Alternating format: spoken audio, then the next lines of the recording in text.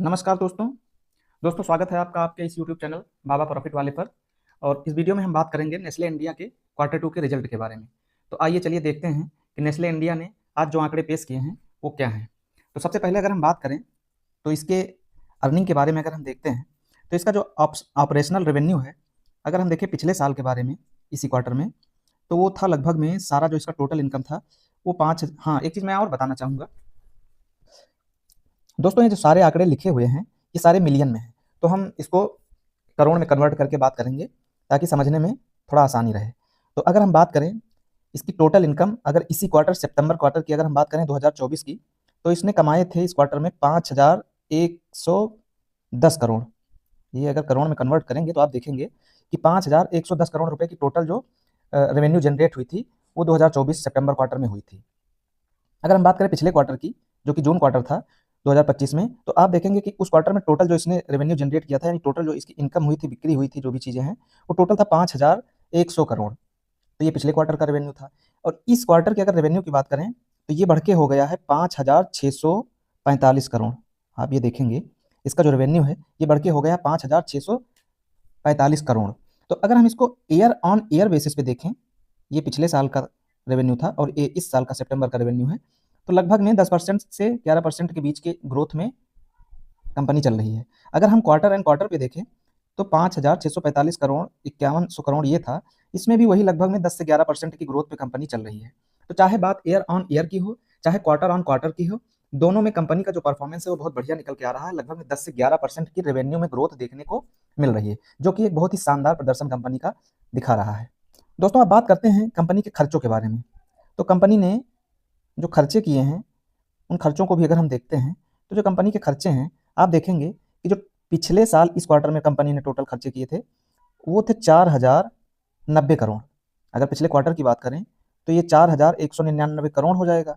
और अगर इस क्वार्टर की बात करें तो इसके खर्चे बढ़ के हो गए हैं 4,616 करोड़।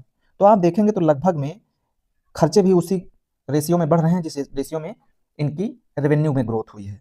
तो खर्चे और रेवेन्यू दोनों लगभग लगभग बराबर के रेशियो में बढ़ रहे हैं। अब हम बात करते हैं इसके नेट प्रॉफिट की। तो दोस्तों, नेट प्रॉफिट की अगर हम बात करें तो हम देखते हैं कि कंपनी का जो नेट प्रॉफिट है,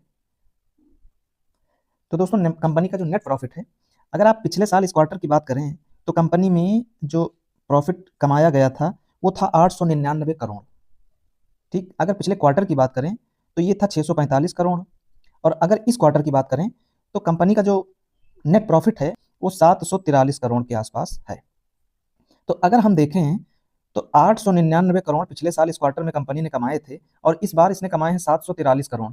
तो जो इसके नेट प्रॉफिट में है वो एक गिरावट हुई है अच्छी खासी। और ये गिरावट अगर परसेंटेज टर्म में बात करें तो लगभग में 16% की गिरावट ये दिखा रही है कंपनी। तो ऐसा क्या हुआ है कि इस कंपनी में इतना अच्छा सब कुछ किया है कि भाई ग्रोथ, इसने जो रेवेन्यू जनरेट किया है उस रेवेन्यू में 11% की ग्रोथ दिखाई जा रही है, तो नेट प्रॉफिट में क्यों 16% की गिरावट आ गई? इसके पीछे का क्या रीजन है? तो आइए इसके पीछे का रीजन हम देखते हैं। तो अगर हम देखते हैं, आप यहाँ पे आइए तो देखिए कंपनी ने लास्ट ईयर एक एक्सेप्शनल प्रॉफिट किया था। इस प्रॉफिट की अगर हम बात करें तो ये जो प्रॉफिट था ये था 183 करोड़ का। 183 करोड़ रुपए पिछले साल कंपनी ने कुछ आइटम बेचा होगा, जो भी जहां से भी, अब उतना तो इसमें नहीं दिखाया गया है, लेकिन ये दिखाया गया कि 183 करोड़ का कंपनी ने एक्सेप्शनल प्रॉफिट किया था। तो वो प्रॉफिट कंपनी के उस प्रॉफिट में, इस प्रॉफिट में जो जुड़ा था उसकी वजह से इसका प्रॉफिट बहुत बढ़ के आ गया था।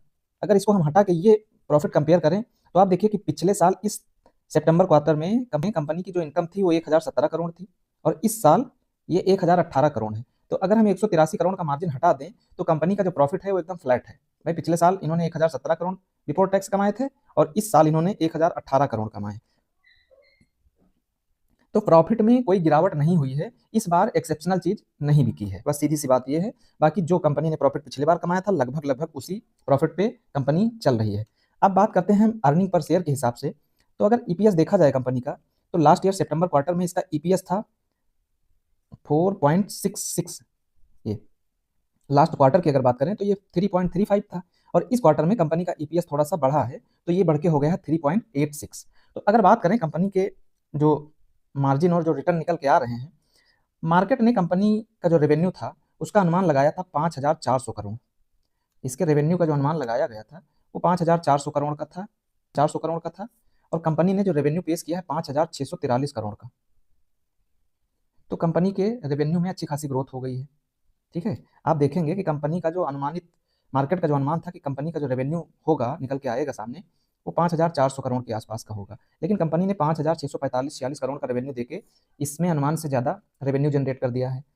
और इसके जो मार्जिन की, नेट प्रॉफिट की बात की जाए तो कंपनी अनुमान लगाया गया था, वो प्रॉफिट, अनुमानित प्रॉफिट था 745 करोड़, और कंपनी ने लगभग में 743 करोड़ रुपए का नेट प्रॉफिट जनरेट किया है। तो मार्केट ने जो भी अनुमान लगाए थे उसमें कंपनी बिल्कुल इसके अनुमान पे खरी उतरी है। शायद यही वजह है कि नेस्ले इंडिया का जो शेयर है वो आज लगभग में 4% के तेजी के साथ में क्लोज हुआ है। तो मार्केट को नेस्ले इंडिया का रिजल्ट काफ़ी पसंद आया है। बाकी आप अपनी स्ट्रेटेजी के हिसाब से इसके रिजल्ट के आधार पर अपना इन्वेस्टिंग देखिए। अगर वीडियो आपको अच्छा लगा तो चैनल को सब्सक्राइब करिएगा और वीडियो को लाइक और शेयर भी करिएगा। मिलते हैं नेक्स्ट वीडियो में। जय हिंद।